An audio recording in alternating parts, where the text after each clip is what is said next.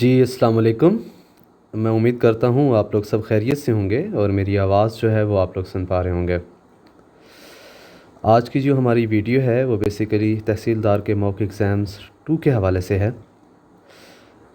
इसको स्टार्ट करने से पहले आप लोगों से गुजारिश करनी थी कि अभी तक अगर आप लोगों ने हमारा चैनल सब्सक्राइब नहीं किया तो काइंडली चैनल सब्सक्राइब कर लें और बेल आइकन को ज़रूर हिट कर लीजिएगा।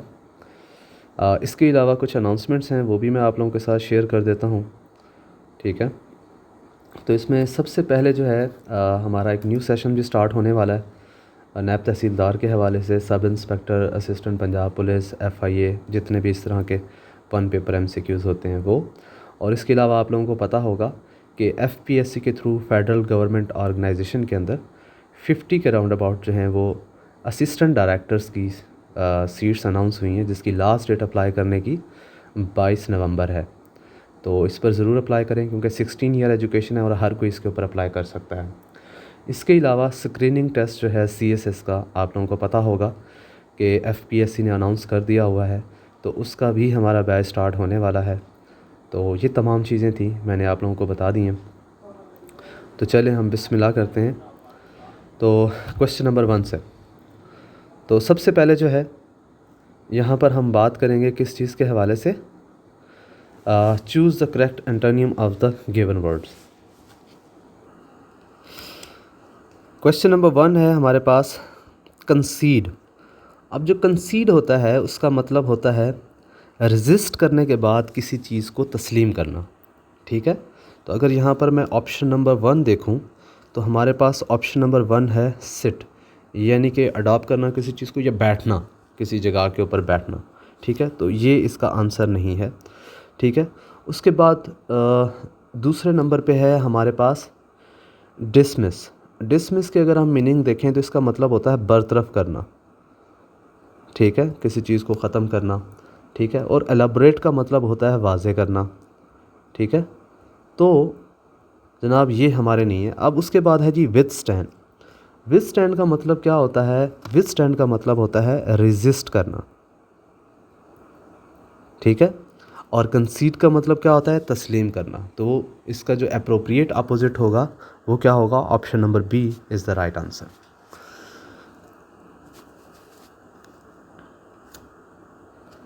क्वेश्चन नंबर 2 है हमारे पास प्लेकेट, ठीक है जी। अब प्लेकेट जो है इसका मतलब होता है तसल्ली देना। क्या करना? तसल्ली देना, ठीक है। अब इसके बाद हम देखते हैं दूसरे नंबर के ऊपर। पहले ऑप्शन नंबर ए है अपीज़। अपीज़ का मतलब होता है मुतमईन होना, या अपीज़ के ही सिनोनिम्स की अगर हम बात करें तो अपीज़ जो है वो बेसिकली प्लेकेट का जो है वो एक सिनोनिम भी है, ठीक है। तसल्ली देना, इत्मीनान रखना। दूसरे नंबर पे स्ट्रिप। स्ट्रिप का मतलब होता है पट्टी, तो ये तो बिल्कुल नहीं हो सकता। उसके बाद है जी ट्रेमेंडस। ट्रेमेंडस का मतलब होता है ज़बरदस्त, ठीक है। ज़बरदस्त तो है लेकिन ये उसका अपोजिट बिल्कुल नहीं है, तो ये भी नहीं होगा हमारे पास। उसके बाद है हमारे पास इन रेंज। इन रेंज का मतलब होता है गुस्सा दिलाना, ठीक है, गुस्सा दिलाना। तो प्लेकेट तसल्ली देना, इन रेंज गुस्सा दिलाना, तो ये उसका अप्रोप्रिएट आंसर हुआ, D is the right answer. उसके बाद है जी पॉपुलर। अब पॉपुलर की बात आप लोगों को पता है कि मशहूर होना। अब मशहूर का अपोजिट एम्पटी तो नहीं हो सकता, ठीक है। फेमस भी नहीं हो सकता, फेमस इसका सिनोनिम हो सकता है, ठीक है। फेस्टी भी नहीं हो सकता, फेस्टी का मतलब होता है पुरजोश, ठीक है। तो ये भी नहीं हो सकता। तो पॉपुलर का क्या होगा? जो एक चीज़ मशहूर है तो वो फिर उसका अप्रोप्रिएट क्या होगा? अनकॉमन, ठीक है, जो कि पॉपुलर नहीं है, फेमस नहीं है। Question number 4। क्वेश्चन नंबर 4 है जी हमारे पास फैसिलिटस, ठीक है। अब इसमें सबसे पहले नंबर पे अगर हम देखें, यहाँ पर है हमारे पास फैसिलिटस का जो मतलब होता है वो होता है वेल चूज़न, ठीक है। क्या होता है? Well chosen. अब यहाँ पर अगर इसका मैं ऑप्शन देखूँ मॉर्बिड, तो मॉर्बिड तो हम मरीज़ के लिए इस्तेमाल करते हैं, ठीक है, तो ये तो नहीं हो सकता। उसके बाद है जी बोरिश। बोरिश बेवकूफ़ के लिए इस्तेमाल करते हैं। और इन अप्रोप्रिएट जो है वो हमारे पास क्या होगा? वेल चूज़न, इन अप्रोप्रिएट, ठीक है। तो इसका राइट आंसर सी है। जबकि डिलाइटफुल का मतलब क्या होता है? खुशगवार, तो खुशगवार भी इसका नहीं हो सकता, ठीक है। उसके बाद नेक्स्ट आ जाए, क्वेश्चन नंबर 5 है हमारे पास ऑस्ट्रे। ऑस्ट्रे का मतलब होता है सख्ती, ठीक है, किसी चीज़ में यानी कि सख्ती लाना, मुश्किल पैदा होना, ठीक है। अब इसमें हमारा जो बी नंबर देखें, इसमें लिखा हुआ है अनफेवरेबल, यानी कि नामौजू जो होना, लाइट मतलब रोशनी होना, और डिवोट मतलब हमारे पास क्या होता है, मुत्तकी होना। तो ये 3 इसके आंसर बिल्कुल भी नहीं हो सकते, ठीक है। सख्ती का क्या होगा हमारे पास, लेविश, जहाँ पर एक तरफ आपके ऊपर सख्ती है, दूसरी तरफ आपके ऊपर आसानी है, आसाइशें हैं। तो lavish is the best opposite of austere. Next है क्वेश्चन नंबर 6। क्वेश्चन नंबर 6 है जी इंसिपिड। इंसिपिड जो है इसका मतलब क्या होता है हमारे पास, इसका मतलब होता है टेस्टलेस, यानी कि कोई चीज़ टेस्टलेस हो, उसके लिए हम किसका इस्तेमाल करते हैं, इंसिपिड का इस्तेमाल करते हैं। अब कोल्ड ठंडा इसका तो उससे कोई ताल्लुक़ नहीं हो सकता, ब्रेव बहादुर होना इसका भी उससे कोई ताल्लुक़ नहीं है। उसके बाद नेक्स्ट है जी हमारे पास बैशफुल। बैशफुल का मतलब होता है हमारे पास शर्मनाक, तो शर्मनाक भी इसका नहीं है अपोजिट। एक्साइटिंग जो है वो इसका हमारे पास अप्रोप्रिएट अपोजिट है इंसिपिड का। जहाँ पर इंसिपिड का मतलब हमारे पास क्या है, टेस्टलेस, वहाँ पर एक्साइटिंग का मतलब क्या हुआ कि हमारे पास पुरजोश, ठीक है। अच्छा, उसके बाद नेक्स्ट है जी हमारे पास वेस्ट्रल। वेस्ट्रल का मतलब क्या होता है हमारे पास, ऐसे समझ लें खुल्लम खुला उड़ाना। आपके पास पैसा है, आप शाहाना उस्ताद जी पैसे उड़ाई जा रहे हैं, ठीक है, बर्बादी फेर देना मतलब, ठीक है। तो वेस्ट्रल का मतलब ये हुआ। लेकिन जहाँ पर हम इसके अपोजिट्स की बात करें, ऑप्शन देखें तो पहला लिखा हुआ है सोबर। सोबर तो अब हम सादगी संजीदगी उसके लिए इस्तेमाल करते हैं, तो ये तो नहीं हो सकता। उसके बाद नेक्स्ट है जी हमारे पास स्पेंड थ्रिफ्ट। स्पेंड थ्रिफ्ट इसका वो हो सकता है, सिनोनिम हो सकता है फजूल खर्ची करना, तो ये भी नहीं है। उसके बाद म्यूट। म्यूट होता है खामोशी, खामोशी भी नहीं है, ज़ाहिर बात है। मेज़र। मेज़र का मतलब होता है कंजूस, तो कंजूस जो होगा वो इसका बेसिकली अप्रोप्रिएट आंसर होगा, D is the right answer. उसके बाद है जी टेम्परेट। अब टेम्परेट का मतलब होता है मुतदल, ठीक है। अब ये तो दिया हुआ है जी सेल्सियस। सेल्सियस तो आपको पता है कि सेंटीग्रेड थर्मामीटर का पैमाना होता है, तो ये तो नहीं है, ठीक है। उसके बाद तीसरे नंबर पे आ जाएं, ल्यूक वार्म। ल्यूक वार्म का मतलब होता है गर्म, हॉट के लिए हम इस्तेमाल करते हैं। और सेफली, सेफली भी नहीं है, तो ये 2 तो नहीं है, ठीक है। तो अब हमारे पास बचता है इनऑर्डिनेट। टेम्परेट का मतलब होता है मुतदल, और इनऑर्डिनेट का मतलब होता है गैर मुतदल या फिर गैर मामूली। तो अप्रोप्रिएट जो हमारा अपोजिट हुआ वो बी हुआ। नेक्स्ट है जी नेबुलस। नेबुलस का जो मतलब होता है वो हमारे पास क्या है, अनक्लियर, यानी कि कोई चीज़ वाज़े ना होना, अनक्लियर होना, ठीक है। तो क्लाउडी। क्लाउडी जो है वो इसका सिनोनिम हो सकता है, लेकिन हम तो एटोनम्स की बात कर रहे हैं, उसके अपोजिट की बात करें तो ये नहीं है। डिम भी हो सकता था इसका, लेकिन ये भी नहीं है। हाँ, उसके बाद नेक्स्ट है जी हमारे पास डिज़ायरेबल। तो डिज़ायरेबल तो ज़ाहिर बात है नहीं हो सकता। उसके बाद है डिस्टिंक्ट। डिस्टिंक्ट का मतलब होता है क्लियर, ठीक है, इसका होता है क्लियर। तो जहाँ पर नेबुलस का मतलब हमारे पास क्या हुआ, नेबुलस का मतलब हमारे पास हुआ अनक्लियर, तो डिस्टिंक्ट का हुआ क्लियर, तो ये उसका अप्रोप्रिएट अपोजिट हो गया, सी इज़ द राइट आंसर। उसके बाद नेक्स्ट है जी हमारे पास एडोरेट। एडोरेट, ठीक है जी।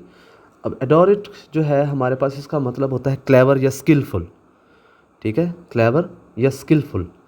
अब दूसरे नंबर पे यहाँ पे लेफ़्ट। लेफ़्ट तो नहीं हो सकता। उसके बाद डिप्लोमेटिक भी नहीं हो सकता, अनपरसुएसिव भी नहीं हो सकता। तो यहाँ पर क्या होगा, क्लमजी। क्लमजी क्या है जी, क्लमजी का मतलब होता है अनाड़ी, ठीक है। तो ये इसका राइट आंसर क्या है, ए है। नेक्स्ट है जी क्वेश्चन नंबर 11। अब यहाँ से हमारे सिनोनिम स्टार्ट हो रहे हैं। सबसे पहला है जी रेथ।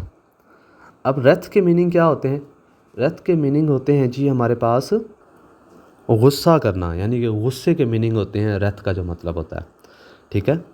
अब यहाँ पर पहला ऑप्शन है जी हमारे पास नॉट। नॉट तो हम कहते हैं जी गिरा लगाना का, तो ये तो नहीं हो सकता। उसके बाद है जी नेक्स्ट हमारे पास क्राइम, जुर्म को कहते हैं, ये भी नहीं हो सकता। स्मोक तो डेफिनेटली नहीं है। तो यहाँ पर हमारे पास रेथ यानी गुस्से का जो अपोजिट होगा वो क्या होगा, एंगर होगा। तो अप्रोप्रिएट सिनोनिम जो है वो हमारे पास क्या होगा, सिमिलैरिटी एंगर की होगी। क्वेश्चन नंबर 12 है जी प्लेथोरा। प्लेथोरा किसको कहते हैं हम? इसके मीनिंग्स होते हैं यानी कि कोई चीज़ एक्सेसिव होना, बहुतात होना किसी चीज़ की, ठीक है। तो यहाँ पर पहला ऑप्शन दिया हुआ ट्रबल। ट्रबल तो हम बोलते हैं मुश्किल को, ये तो इसका सिनोनिम हो नहीं सकता। फुलिश हम बेवकूफ़ को बोलते हैं, ये भी नहीं हो सकता। लव मोहब्बत को बोलते हैं, ये भी नहीं हो सकता। तो वेल्थ जो है वो बेसिकली क्या है हमारा, इसका अप्रोप्रिएट सिनोनिम है। C is the right answer. उसके बाद 13 है जी, क्लैमिटी। क्लैमिटी का जो मतलब होता है वो होता है आफत, ठीक है। अब यहाँ पर क्वेश्चन नंबर आफत के अगर हम यहाँ पर देखें तो पहला तो आ रहा है जी पोषण। पोषण जो है वो ये लिक्विड होता है जो कि दवाई वाला होता है, जिसके अंदर डिफरेंट किस्म की चीज़ें, मतलब आप मेडिसिन से रिलेटेड इसको ले सकते हैं। तो ये तो नहीं है, आफत इसका सिनोनिम नहीं हो सकता। उसके बाद दूसरे नंबर पे हमारे पास है जी साइलेंस, खामोशी भी नहीं हो सकता, ठीक है। उसके बाद नेक्स्ट है जी हमारे पास सेल्फिश। सेल्फिश का मतलब होता है खुद गर्जी, तो खुद गर्जी भी नहीं है। हाँ जी, डिज़ास्टर जो है वो बेसिकली हमारे पास अप्रोप्रिएट जो है हमारे पास इसका आंसर बनता है। क्लैमिटी का मतलब हुआ आफत और डिज़ास्टर का मतलब भी सेम हुआ। नेक्स्ट है जी पंपस। अब ये किसके लिए हम इस्तेमाल करते हैं? ये हम इस्तेमाल करते हैं कि शानदार के लिए या सेल्फ इम्पोर्टेंस के लिए। जब हम अपने आप को बहुत ज़्यादा इंपॉर्टेंस दे रहे होते हैं तो तब हम इसका इस्तेमाल करते हैं। तो जनाब सब सपोर्टिव तो फिर आप नहीं हो सकते ना, जब आप सेल्फ इम्पोर्टेंस होंगे तो ये नहीं हो सकता। आप बिज़ी भी नहीं हो सकते, ये भी नहीं हो सकता। गॉडी, गॉडी का मतलब होता है क्या होता है जी, शाइस्ता, ठीक है। तो शाइस्ता तो फिर ना हुआ ना, तो फिर ये क्या होगा, एरोगेंट। दोनों का इसका अप्रोप्रिएट आंसर हमारे पास ए हुआ। क्वेश्चन नंबर 15 है जी प्रिवेलेंट। प्रिवेलेंट जो होता है ये यानी कि मुरवजा किसी चीज़ के ऊपर प्रिवेल कर जाना, तो ये उसके ज़ुमरे के अंदर आता है। तो विंड तो इसका किसी लिहाज से भी, हवाएं जो हैं वो इसका ऑप्शन नहीं हो सकता। सर्वाइल होता है जी हमारे पास खिदमतगार, तो खिदमतगार भी इसका बिल्कुल नहीं हो सकता। रेयर, रेयर भी नहीं हो सकता। तो इसका अप्रोप्रिएट जो है वो हमारे पास वाइड स्प्रेड है, ठीक है। उसके बाद है जी वाइन्स। वाइन्स क्या है जी, चेहरे से दर्द का इजहार करने के लिए हम लोग वाइन्स का वर्ड जो है वो इस्तेमाल करते हैं। तो यहाँ पर खुश मिजाजी तो बिल्कुल नहीं है। चेयर, क्रश का मतलब होता है जी कुचल देना, किसी चीज़ को क्रश कर देना, तो ये भी नहीं हुआ। उसके बाद नेक्स्ट है जी सॉलिटरी, तो ये किसके लिए हम इस्तेमाल करते हैं, तन्हाई के लिए, तो ये भी नहीं हुआ। तो फिंच जो है हमारे पास इसका अप्रोप्रिएट सिनोनिम होगा, जिसका मतलब भी यही है। नेक्स्ट है जी हमारे पास superficial.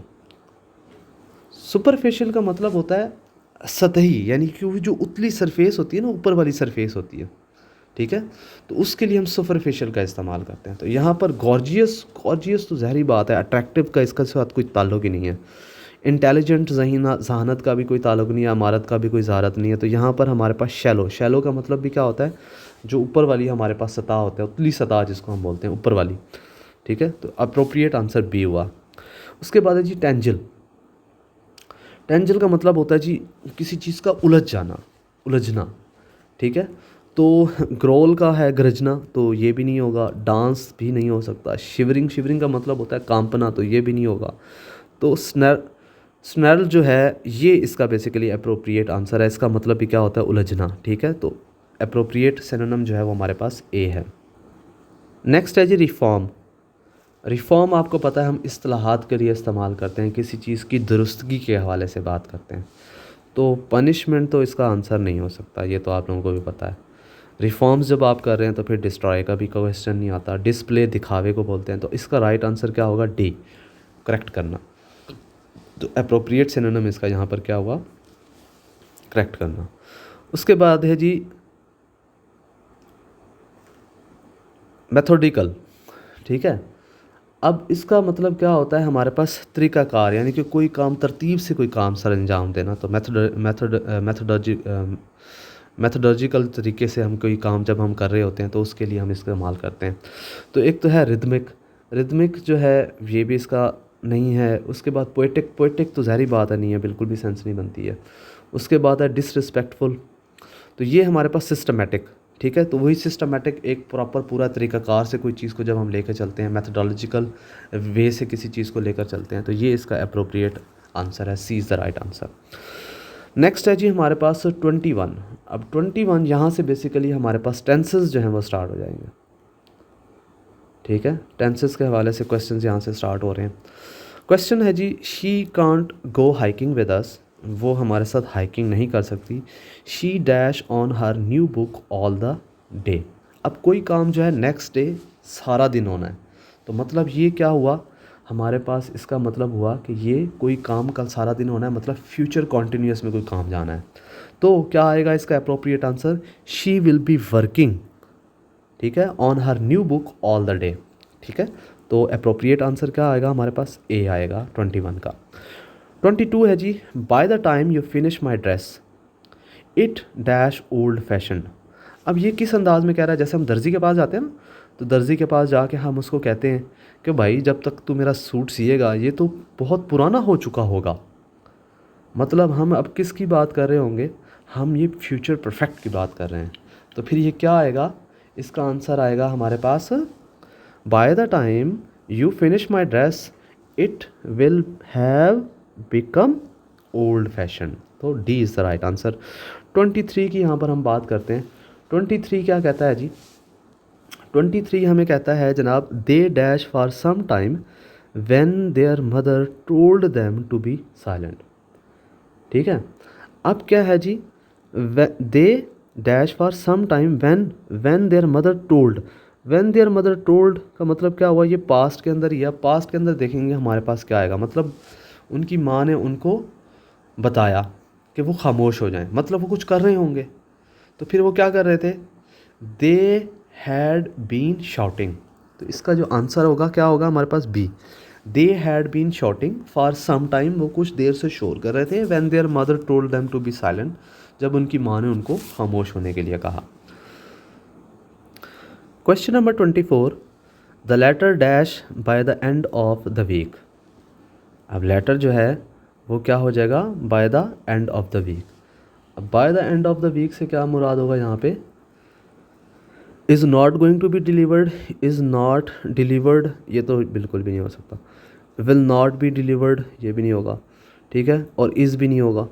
Next end of the week की बात हो रही है, तो क्या होगा जी, कोई काम जो है at the end of the week वो कंप्लीट नहीं होगा।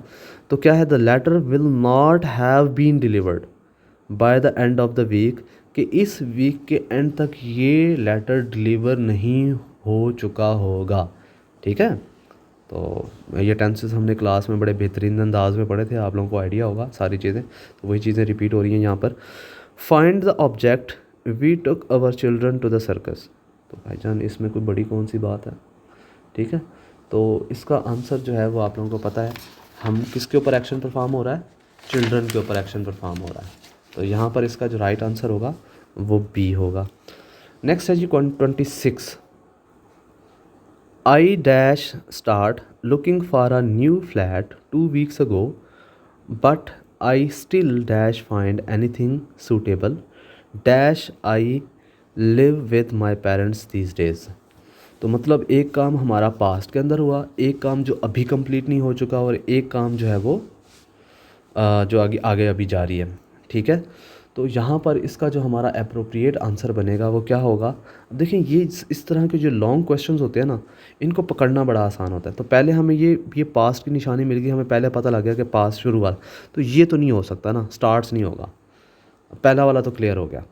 ठीक है, अब उसके बाद दूसरे नंबर के ऊपर देखें, कहते हैं जी, I started looking for a new flat 2 weeks ago, but I still has, I के साथ हैज़ नहीं लगता, तो मतलब ये भी नहीं होगा। ठीक है, उसके बाद हमारे पास ऑप्शन कौन सा बचता है, बी। अब इसको ट्राई करते हैं। I started looking for a new flat 2 weeks ago, but I still haven't found any thing suitable. I am living with my parents these days. तो B is the right answer. ठीक है, उसके बाद है जी 27, we dash see Mike yesterday but Ann dash want to meet him, so we dash the street. अब yesterday की बात हो रही है, मतलब पास्ट के टेंस होंगे। ठीक है, तो अब इसके ऊपर हम फोकस करते हैं। तो क्या आएगा जी, वी सॉ माइक yesterday, तो ये वाली तो बात ठीक हो रही है। बट एन ए वांटेड नहीं, बट आ गया तो मतलब यहाँ पर नेगेटिव बात होने वाली है, तो ये वाला आंसर नहीं हो सकता। ठीक है, बट आ गया ना, अगर एंड होता ना तो and wanted to meet him, ठीक है, तो फिर हम ये लगाते, लेकिन यहाँ बट आ गया तो बट की वजह से ये नहीं हो सकता। अब दूसरा देखते हैं हमारे पास, we saw Mike yesterday but Ann didn't want to meet him so we crossed the street. तो B is the right answer. ये भी नहीं हो सकता we are crossing the street, crossing तो बिल्कुल, ये तो बिल्कुल भी नहीं हो सकता। ठीक है, उसके बाद है जी 28। 28 जो है वो हमारे पास क्या कहता है, ज़रा गौर से देखें। In a few minutes time when the clock dash strike 5 I dash wait here half an hour. अब एक बात बच्चे जहन में रखिएगा, in a few minutes time, हम पहला ऑप्शन देखते हैं, व्हेन द क्लॉक स्ट्राइकिंग, नहीं ये तो बिल्कुल सेंस भी नहीं बन रही है, EZMR साथ में होता तो फिर भी हम कह सकते थे, तो ये यहाँ से क्लियर हो गया। अच्छा, in a few minutes time when the clock strikes, हाँ जी स्ट्राइक्स तो आएगा, ये बिल्कुल क्लियर हो गया। ठीक है, जब 5 बजे कुछ ही मिनट्स में जब घड़ी जो है वो 5 को टच करेगी तो क्या होगा, आई वाज वेट्स तो बिल्कुल भी नहीं होता, तो बी भी नहीं है, तो क्या होगा, I will have been waiting here half an hour, तो मुझे यहाँ पर इंतज़ार करते हुए आधा घंटा हो चुका होगा।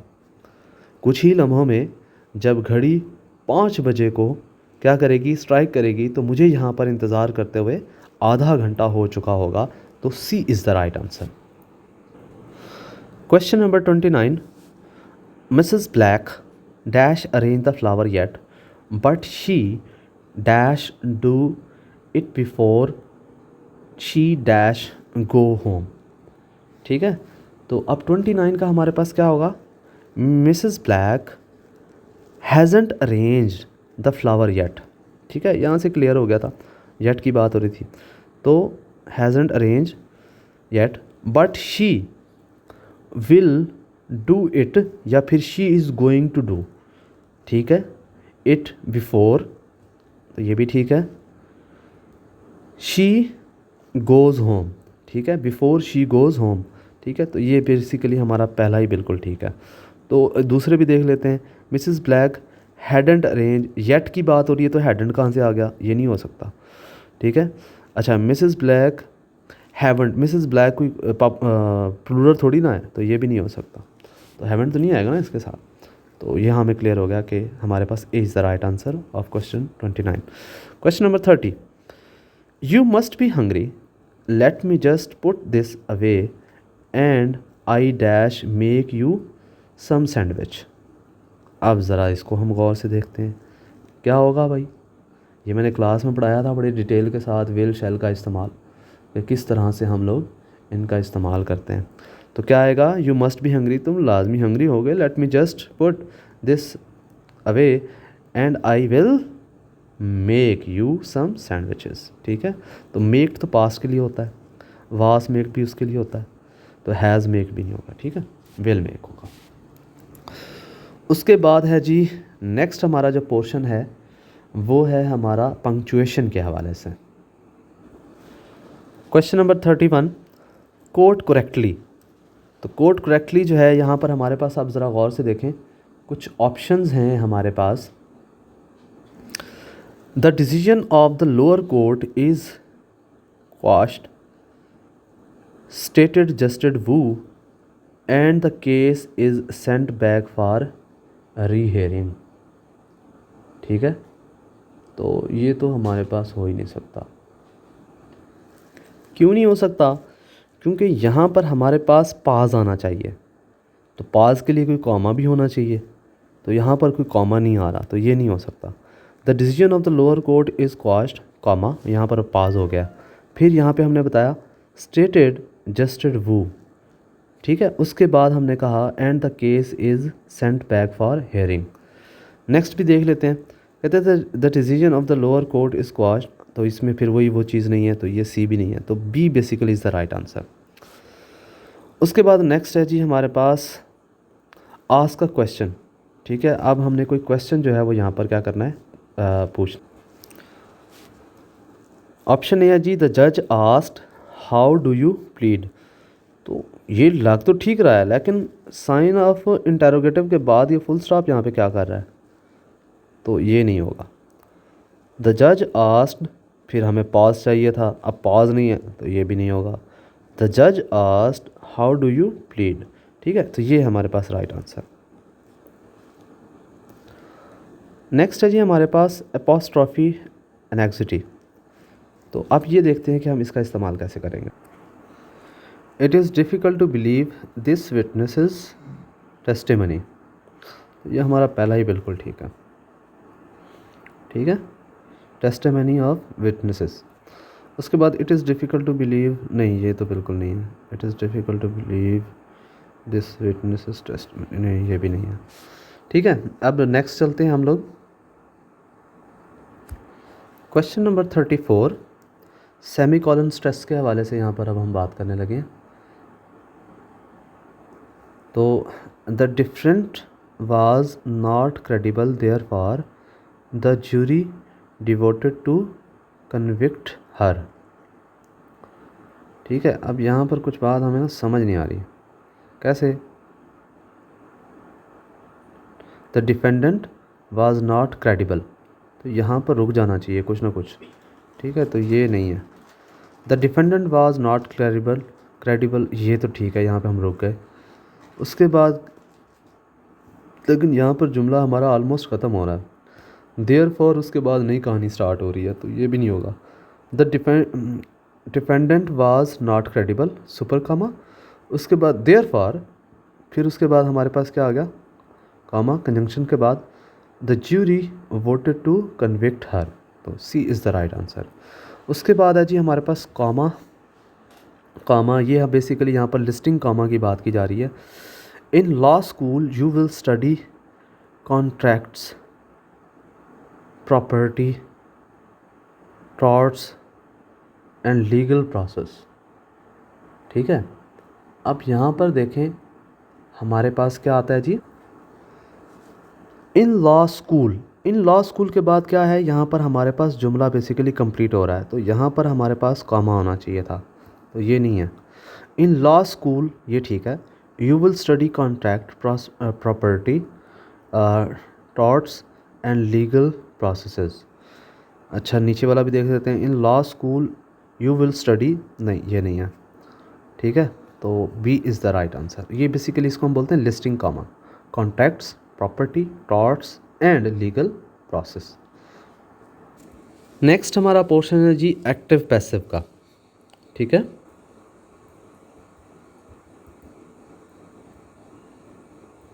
अब वन बाय वन हम क्वेश्चंस देखते हैं। पहला कहता है जी, he did not give up fight even though he was badly बरिश्ड, ठीक है। तो अब हम इसको किस तरह से देखेंगे, ठीक है। तो आपको पता है कि ऑब्जेक्ट हमने पहले लेकर आना था, तो पहले हम ऑब्जेक्ट ढूंढते हैं। ही did not give up fight, तो फाइट जो है वो हमारे पास यहाँ पर मेन ऑब्जेक्ट है, तो ये हमारा शुरू में आ जाएगा, ठीक है। तो सारे शुरू में आ रहे हैं। Even though he was badly बरिश्ड, तो पहला हम देख लेते हैं, पहला क्या आता है जी हमारे पास, कहता है जी द फाइट डिड नॉट, तो यहाँ पर आ ही नहीं सकता, तो ये तो नहीं है, ठीक है। अच्छा उसके बाद क्या है जी, the fight had not given, देखिए टेंस हमारा चेंज नहीं होता है, ठीक है, तो ये हैड कैसे बन गया, हैड भी नहीं आएगा, ठीक है। उसके बाद क्या होगा, the fight was not given up, ठीक है, तो वाज नॉट गिवन अप, तो ये हमारे पास क्या होगा, इसका राइट आंसर होगा बाय हिम, ठीक है। Even though he was badly bruised, the fight was not, नहीं ये भी नहीं है, ठीक है। उसके बाद है 37, we should avoid tranquilliser in order to have a good health, तो ट्रैंक्विलाइज़र जो है वो बेसिकली हमारे पास यहाँ पे मेन ऑब्जेक्ट है, तो टेंस हमारा चेंज नहीं होता है, आप लोगों को ऑलरेडी पता है। तो अब हम वन बाय वन सारे चेक कर लेते हैं। तो tranquilliser should avoided by us in order to have good health, तो ये हमारा नहीं हो सकता। दूसरे नंबर पे देखें, शुड बीन भी नहीं हो सकता। हाँ देखो, शुड के बाद क्या आता है, बी आता है, फिर वर्ब की थर्ड फॉर्म आती है, तो ये नहीं है। सी, अब सी में देखें हमारे पास आ रहा है tranquilliser should be given by, should be avoid. अब अवॉइड तो नहीं आएगा, हमेशा वर्ब की थर्ड फॉर्म आती है, तो ये भी नहीं होगा। ठीक है, तो tranquilliser should be avoided by us in order to have a good health. तो ये हमारे पास D is the right answer of the question 37। Question 38, his wife upbraided him for his irresponsible handling of family finance. तो upbraided him, तो him हमारा शुरू में आ जाएगा। ही अपरेडेड, अब ये तो नहीं हो सकता। उसके बाद ही वाज, ठीक है, he was upbraided by his wife for his responsible handling, ठीक है जी, ये हमारा आंसर है। ही हैज़ नहीं हो सकता, ये हमारे पास बेसिकली कौन से टेंस में है, ये हमारे पास पास्ट सिंपल के अंदर है, तो ये हमारे पास तो प्रेजेंट में आ रहा है, प्रेजेंट परफेक्ट में आ रहा है, तो ये नहीं होगा। ही वर्ब, ही के साथ कभी वर्ब लगता है भला, ठीक है, तो ये भी नहीं होगा। क्वेश्चन नंबर 39 है जी, she never understood me when ever I said some. Option 1 है जी, when ever I said something I never understood by her. तो ये तो बन ही नहीं रहा ऑक्सिलरी, क्योंकि इसका नहीं आ रहा। ठीक है, when ever I said something, ठीक है, तो ये तो इसका नहीं हो सकता। उसके बाद क्योंकि ये देखें ना, ये हमारा किसके अंदर है, पास्ट सिंपल के अंदर है, तो पास्ट सिंपल, तो ये पास्ट सिंपल तो नहीं इस तरह से होता, तो वाज होना चाहिए था। When ever I said something I had, तो ये भी नहीं हो सकता। When ever I said something I was being कहाँ से आ गया, ठीक है, कॉन्टीन्यूस थोड़ी है। When ever I said something I was never understood by her. The right answer is D. Question number 40 है जी हमारे। अच्छा जी, तो the foot steps of my friends heard by me when I am alone. तो बच्चे ये तो बिल्कुल नहीं हो सकता, ठीक है। उसके बाद है जी, the foot steps of my friend is heard by me. देखिए ये वाला इसलिए नहीं हो सकता, आप लोग सोच रहे होंगे कि सर ने हमें कह के गुजर गए हैं। देखिए ये किसके अंदर है, ये हमारे पास प्रेजेंट के अंदर है, तो ये यहाँ पर हमारे पास डायरेक्टली इसको पास्ट में लेके जा रहा है without using any auxiliary verb. तो यहाँ पर इज़ एम आर होता तो हमें वो क्लियर कर देता, तो ये नहीं हो सकता। The foot steps of my friend is heard by me when I am alone, तो ये बेसिकली राइट आंसर है हमारे पास। नेक्स्ट आ जाएं जी। नेक्स्ट हमारा जो पोर्शन स्टार्ट हो रहा है बच्चे, वो बेसिकली है वन वर्ड सब्सटीट्यूशन के हवाले से।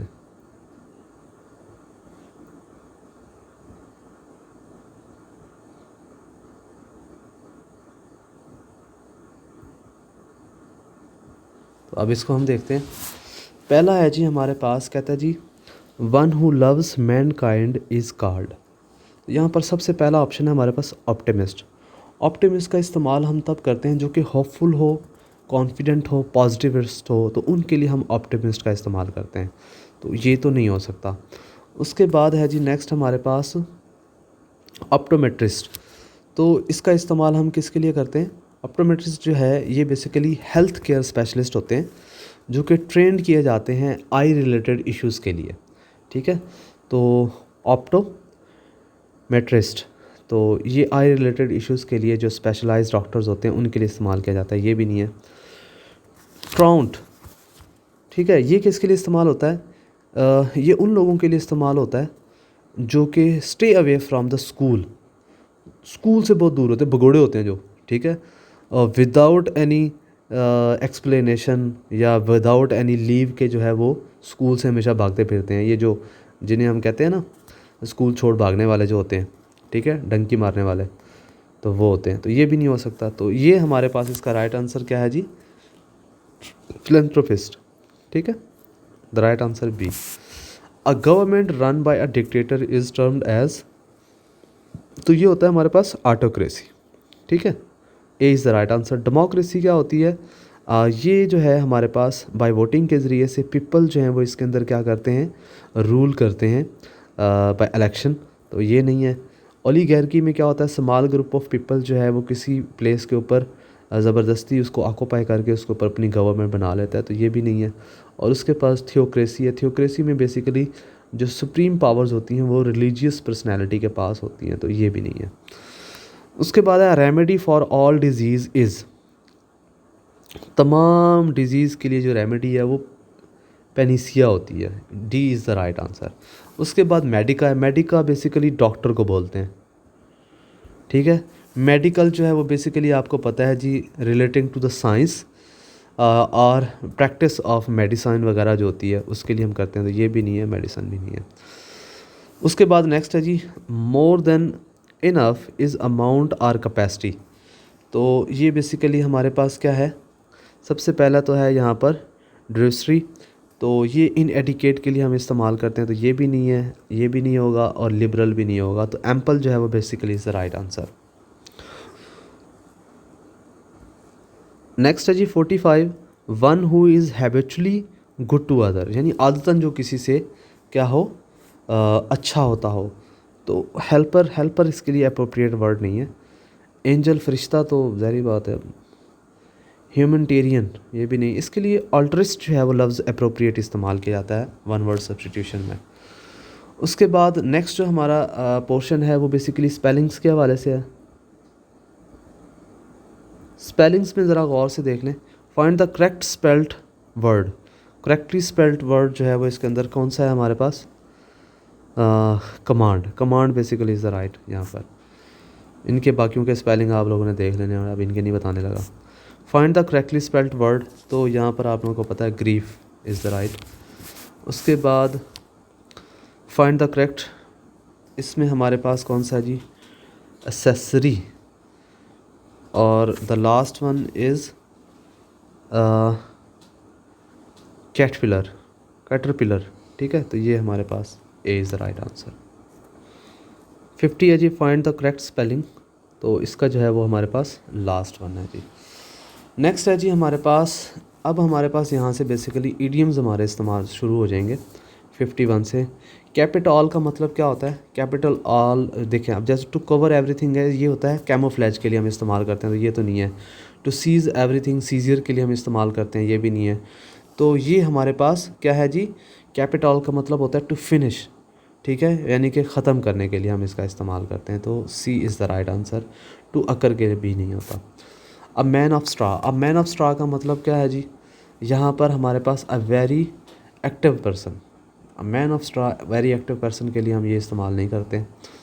तो उसके बाद है worthy fellow, an unreasonable person, ठीक है। अब मैन ऑफ नो स्टम्प्स, ठीक है, जिसके पास, यानी कि मैन ऑफ स्ट्रा यानी कि किसके पास जो कोई भी सब्सटेंस ना हो, यानी एम ही खाली हवा में, ठीक है। तो ये इसका राइट आंसर नहीं है। 53 है जी to pick holes. To pick holes के लिए क्या हम इस्तेमाल करते हैं, to find someone reasons to quarrel, नहीं ये नहीं है। उसके बाद है जी to destroy something, to criticise someone. To criticise someone basically हमारे पास is the right answer, D भी नहीं है। उसके बाद है जी 54 to end in smoke. To end in smoke का मतलब होता है टू रूइन वन सेल्फ, किसी को पूरी तरह से बर्बाद कर देना, ठीक है। तो B is the right answer. उसके बाद to cry wolf. Cry wolf का मतलब क्या होता है, टू गिव फॉल्स अलार्म, ठीक है, किसी को गलत जो है वो क्या करना, कॉल करना, ठीक है। Try to cry wolf. अच्छा जी 56 से लेकर 60 तक जो हैं 59 तक, ये आप लोगों को बच्चे प्रीवियस पेपर के अंदर मिल जाएंगे। और जो तहसीलदार का जो मॉक पेपर 1 था वो उसका लिंक जो है आपको यूट्यूब के डिस्क्रिप्शन में मिल जाएगा, तो वहाँ से वो आप लोग दे सकते हैं। तो 60 से यहाँ से अब हमारी एनालॉजीज़ जो हैं वो बेसिकली स्टार्ट हो।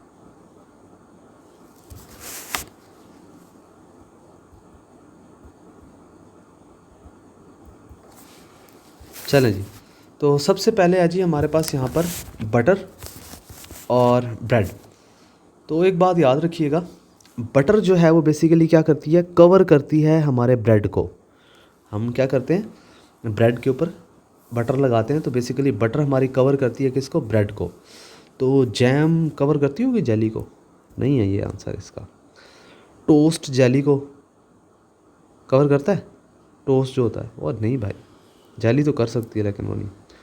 हेड जो है वो हमारे पाँव को कवर करता है? नहीं भाई। पेंट जो है वो वुड को कवर करता है, ठीक है, पेंट जो है वो वुड को कवर करता है, तो B is the right answer. 61 है जी, शेल्फ बुक केस।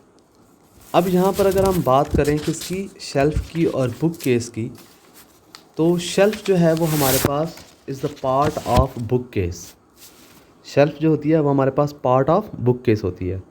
क्या आर्म जो है वो पार्ट है लेग का? आर्म जो है नहीं है भाई। स्टेज जो है वो क्या पार्ट है कर्टन का? कर्टन स्टेज का पार्ट हो सकता था लेकिन ये नहीं है। बेंच जो है वो क्या पार्ट है चेयर का? नहीं, ये भी बिल्कुल भी नहीं है। हाँ, की जो है वो पार्ट होता है पियानो का, ठीक है, वो जो कीज़ होती हैं, तो D is the right answer. अच्छा, फ़िश का जो ग्रुप्स होता है, ग्रुप ऑफ फिश जो होता है वो किसके लिए होता है? उसको हम बोलते हैं स्कूल, ठीक है। तो ग्रुप ऑफ वॉल्फ जो है वो क्या होता है हमारे पास? पैक, तो A is the right answer. Group of tiger जंगल होता है? नहीं। ग्रुप ऑफ हियर्ड पीकॉक होता है? नहीं। ग्रुप ऑफ वारन स्कूल होता है? नहीं भाई, वो तो फिश का होता है, ठीक है, तो A is the right answer. उसके बाद है स्केल जो है वो वेट। स्केल जो है वो मेजर करता है किसको? वेट को, ठीक है। इसी तरह से यार्ड स्टिक जो है वो कवर करती है किसको? मेजर करती है लेंथ को। विड्थ मेजर करती है डेप्थ को? विड्थ कहाँ से मेजर करती है डेप्थ को? लेंथ विड्थ को मेजर करता है? नहीं। साइज एरिया को? नहीं, ठीक है, तो A basically is the right answer. उसके बाद नेक्स्ट है जी, watermelon is a kind of fruit, ठीक है, वाटरमेलन जो है वो काइंड ऑफ फ्रूट है। अब मुझे ये बताओ, कूलर जो है वो is a kind of leash? नहीं भाई, ठीक है। Dog is is a part of companion. Fish जो है is a part of ball? नहीं, ठीक है। डेलमेशियन जो है वो is a part of canon, तो ये इज़ द राइट आंसर हमारे पास। उसके बाद नेक्स्ट है जी हमारे पास फुट।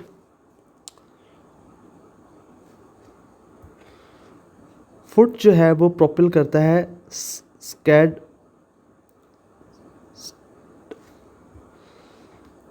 स्केटबोर्ड, ठीक है, तो फुट जो है वो बेसिकली स्केटबोर्ड को क्या करता है? प्रोपेल करता है। क्या टायर करता है ऑटोमोबाइल को? नहीं। लेस शूज़ को? नहीं। ऑन स्केल को? नहीं। तो पैडल जो है वो बेसिकली क्या करता है? प्रोपेल करता है बाईसाइकिल को, यानी आगे लेके जाता है। इसी तरह से फुट जो है वो स्केटबोर्ड को आगे लेकर जाते हैं, तो D is the right answer. Question number 66 से यहाँ पर हमारे डायरेक्ट इनडायरेक्ट नरेशन जो है वो बेसिकली स्टार्ट हो रही हैं, ठीक है।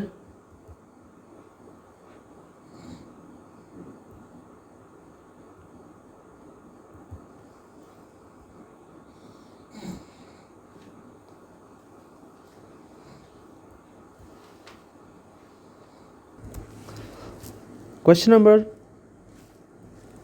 66, आई will have a cup of T, my friend said because I am not hungry. अब बच्चे इसका आप लोगों को आज भी हमने क्लास के अंदर बड़ी डिटेल के अंदर जो है वो डायरेक्ट इनडायरेक्ट को पढ़ा, ठीक है। तो हमें पता है कि आई विल है, विल तो हमेशा वुड के अंदर चेंज हो जाएगा अगर ये पास्ट है तो यहाँ पर, ठीक है। और आई एम हंग्री है तो ये किसके अंदर आ रहा है हमारे पास? आई एम नॉट हंग्री जो है ये प्रेजेंट इंडेफिनिट के अंदर आ रहा है, तो ये क्योंकि हमारे पास रिपोर्टिंग स्पीच किसके अंदर है? पास्ट के अंदर है, और ये प्रेजेंट इंडेफिनिट है, तो किस में चेंज हो जाएगा? पास्ट इंडेफिनिट में चेंज होगा। तो अब बड़ी आसानी के साथ बहुत सारी निशानियाँ जिसके ज़रिए से हम इसको अप्रोप्रिएट पकड़ सकते हैं। तो सबसे पहले देखते हैं, माई friend said that he will, तो विल नहीं रहता तो ये तो नहीं होगा, विल वुड में चेंज हो जाता है। My friend said to me he would have had a cup, नहीं ये भी नहीं है। My friend said that he would have a cup of tea because he was hungry. अब देखें ये हमारे पास ही वुड हैव बिल्कुल ठीक है, और आई एम हंग्री किस में चेंज हो गया? ही वॉज हंग्री के अंदर चेंज हो गया, तो C basically is the right answer. My friend said that he had not. ठीक है। नेक्स्ट है जी हमारे पास Pamela said ma'am is mortal. तो क्या आएगा जी हमारे पास, Pamela said ma'am is mortal, तो क्या आएगा जी भाई। अब ये हमारे पास क्या है, मैन इज़ मॉर्टल, तो ये हमारे पास एक यूनिवर्सल ट्रुथ है, तो ये कभी भी चेंज नहीं होता है। तो पमीला सेड मैन इज़ मॉर्टल, तो A is the right answer, ये नहीं होगा। ठीक है। अच्छा जी, नेक्स्ट है जी हमारे पास question number 68। He said to me how long will you stay here. तो भाईजान ये सारे के सारे ठीक हैं, ये सारे एक जैसे हैं। ठीक है, कंपोजिंग मिस्टेक हो गई है। नेक्स्ट है जी 69। The man said to the officer please help me. ठीक है। तो अब यहाँ पर क्योंकि इम्पेरेटिव है तो हमें पता है कि सेड जो है वो चेंज हो जाएगा रिक्वेस्ट में। तो हम पहली बात है रिक्वेस्ट वाले ढूंढ लेते हैं और रिक्वेस्ट के बगैर वाले हटा देते हैं। ये रिक्वेस्ट के बगैर है, ये भी रिक्वेस्ट के बगैर है। अब ये दो रिक्वेस्ट पे हैं, प्लीज़ हेल्प मी। ठीक है। The man requested the officer to help him. ठीक है। तो हमारे पास कौन सा आ जाएगा इसमें से, B is the right answer. The man requested the officer to help him. ठीक है, डी नहीं होगा, the man requested to the officer to help, no. Next है जी choose the correct indirect speech. ठीक है, she asked me are you happy in your new job. अच्छा जी, तो यहाँ पर देखें सबसे पहले, she asked me if I was happy with my new job. तो ये प्रेजेंट किसके अंदर है, इंडेफिनेट में है, तो ये पास्ट इंडेफिनेट में, तो ये basically is the right answer. She asked me if I have, तो ये तो नहीं होगा क्योंकि चेंज हो गया ना। She asked me whether, whether तो दो कंडीशंस में होता है, जब लाइक जैसे डू यू लाइक मिल्क और वाटर, तो उस सूरत हाल के अंदर हम वेदर का इस्तेमाल करते हैं। अगर सिंगुलर हो तो फिर हम उसमें इफ़ का इस्तेमाल करते हैं, तो ये भी नहीं होगा। She asked me if I had भी, ये भी नहीं होगा। ठीक है, ये बड़ा फेमस जुमला है जी। ही रिमार्क्ड 2 and 2 makes 4, तो ये चेंज नहीं होगा भाई। ही रिमार्क्ड दैट 2 and 2 makes 4, ये यही रहेगा। ठीक है, C is the right answer basically. Don't waste time the teacher said to the students, the indirect form of the speech क्या होगा जी, the teacher advise the students not to waste time. ठीक है जी, तो टीचर हमेशा advice करता है, for bed नहीं करता, फॉर बेड तो आप नहीं लगाएंगे। ठीक है, ऑर्डर, टीचर ऑर्डर भी नहीं करता है। The indirect form of the sentence, John said to his mother I shall go to bed now. ठीक है, तो I shall go to bed now जो है वो किस में चेंज हो जाएगा, John told his mother that he would go to bed now. ठीक है, तो C is the right answer. John told his mother that he should, should नहीं होता, विल में ही चेंज होता है ये mostly. John told his mother that he will go, he will तो नहीं आएगा ना दोबारा उसके साथ, तो John told his mother that he will, ये भी नहीं आएगा। He said to me let's go home together. Question number 74 है जी। He urged me let's go to home together, he urged me to go home with him, he proposed, हाँ जी शाबाश। अब अर्ग तो नहीं कर रहा था ना वो, उसने उससे पूछा है सिर्फ, तो he proposed me that we should go home together. We propose to me, propose किया जाता है तो फिर उसमें सजेशन ही होती है। ठीक है, तो basically B is basically is the right answer, ये क्वेश्चन नहीं है। ठीक है, नेक्स्ट है जी which one the correct narration, he said to me may you be happy. ठीक है, तो ये क्या होगा, टोल्ड नहीं होगा, पहली बात है। एप्टीटेटिव सेंटेंस आ रहा है, रिपोर्ट तो नहीं कर रहा बिल्कुल भी। ही सेड तो दोबारा आएगा नहीं। ही विश्ड, ठीक है, ये इसकी ख्वाहिश थी कि आई माइट बी हैप्पी, कि मैं हमेशा खुश रहूँ। नेक्स्ट जी, यहाँ से हमारे 76 से यहाँ पर हमारे पास कंडीशनल सेंटेंसेस जो हैं वो हमारे स्टार्ट हो रहे हैं। तो कंडीशनल सेंटेंसेस के फार्मूलाज मैंने आप लोग लिखवाए हुए हैं, तो बहुत आसान है, उसके ज़रिए से बड़ी आसानी से हम पकड़ लेंगे। ठीक है, I wouldn't tell her if I dash you she can't speak a secret. ठीक है, तो आई वुडंट आया हुआ है, वुडंट टेल, ठीक है। द वुड के साथ जब first form of the verb होती है तो आपको पता है कि ये क्या होता है, हमारे पास सेकंड कंडीशनल होता है। तो यहाँ पर हमारे पास क्या बनेगा, पास्ट सिंपल बनेगा। तो इसके लिए हम क्या यूज़ करेंगे, यहाँ पर विल भी नहीं आ सकता पास्ट सिंपल के लिए, एम भी नहीं आ सकता, हैड बीन भी नहीं आ सकता, तो वर आएगा। ठीक है, तो I wouldn't tell her if I were you. ठीक है, और ये सेकंड कंडीशनल है, और यहाँ पर बात हो रही है इम्पॉसिबल सिचुएशन की। Paul would be a good artist if he dash more patience. ठीक है, तो वुड बी गुड, हमारे पास सेम वही सूरत हाल है।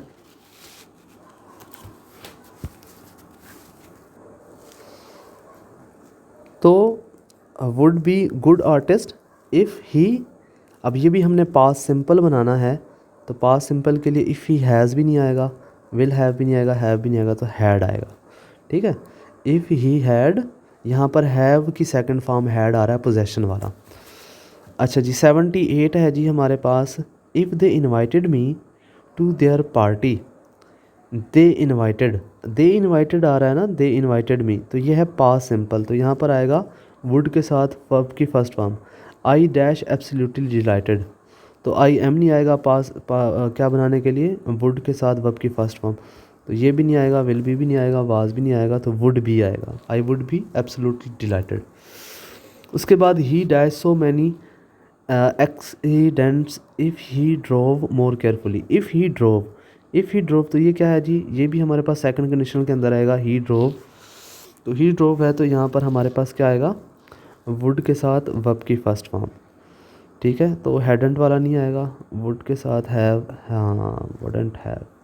ठीक है, तो ये हमारे पास क्या आएगा, वुडंट हैव ही आएगा, wouldn't have so many accident, तो हैज़ंट भी नहीं आएगा और विल नॉट भी नहीं आएगा, विल नॉट हैव भी नहीं आएगा।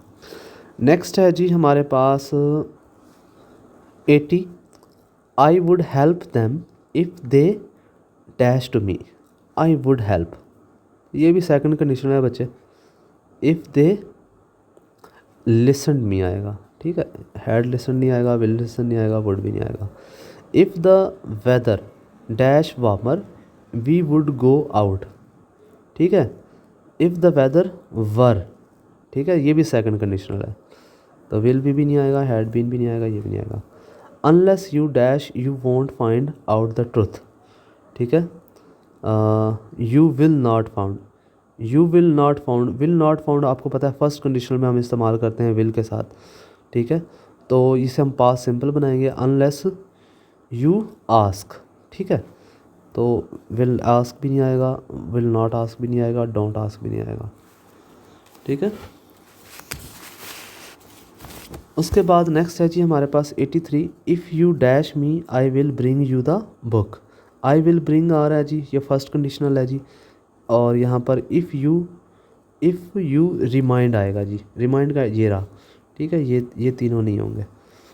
If I dash about your birthday I would have you bought a present, तो I would have you bought, तो would have plus bought verb की थर्ड फॉर्म, तो ये हमारे पास क्या आएगा, थर्ड कंडीशनल है, तो पहले वाला हमारा क्या बनेगा, पास्ट परफेक्ट बनेगा। तो पास्ट परफेक्ट के लिए had non, D is the right answer.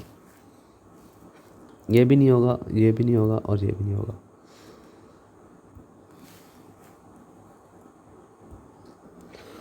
तो 85 है जी, if Anna were a little taller she could become a model. ठीक है, ये भी सेकंड कंडीशन हमारे पास है। अच्छा बच्चे, नेक्स्ट जो है यहाँ पर आप लोगों के पास ये कंप्रीहेंशन पैराग्राफ स्टार्ट हो रहे हैं। कंप्रीहेंशन पैराग्राफ के हवाले से मैं आप लोगों को यहाँ पर आंसर्स बता देता हूँ, तो बाकी आप लोगों ने इसको तसल्ली से रीड करके उनके साथ फिर मैच कर लेना है, ठीक है। 86 का जो है वो हमारे पास डी है। 87 जो है उसका हमारे पास सी है। 88 का जो है वो हमारे पास डी है। और 89 जो है वो भी उसका हमारे पास डी है। नेक्स्ट 90 जो है वो 90 का बी है, ठीक है। ये आप लोगों ने देख लेना। यहाँ से नेक्स्ट जो है वो हमारी कंप्रीहेंशन स्टार्ट हो रही है। तो नेक्स्ट कंप्रीहेंशन के अब हम क्वेश्चंस की बात करते हैं। 91 जो है वो इसका आंसर हमारे पास बी है। 92 का भी बी है। 93 का हमारे पास जो है वो सी है, ठीक है। 94 जो है इसका सी है।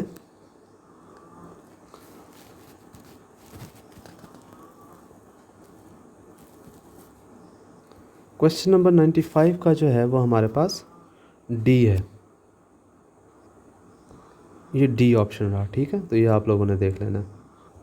नेक्स्ट है जी 96। 96 जो है, if there is some chance of succeeding it would be unwise to abandon it at this stage, ठीक है। यानी कि फिर इसको ये कंप्लीशन है बेसिकली, सेंटेंस कंप्लीशन के हवाले से हम।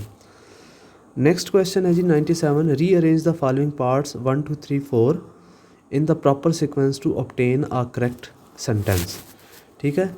And he who has hope has everything, the person who has health. तो डी बेसिकली जो है वो यहाँ पर हमारा इसका right answer,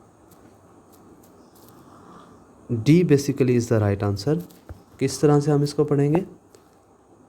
the person who has health has hope and he who has hope has everything, ठीक है।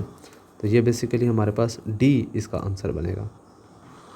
98 है दी, the economic disparity 1 has grown rapid 2 in the area of 3 globalisation 4 none error, ठीक है। तो इसमें से बेसिकली हमने डिटेक्ट करना है एरर को, ठीक है।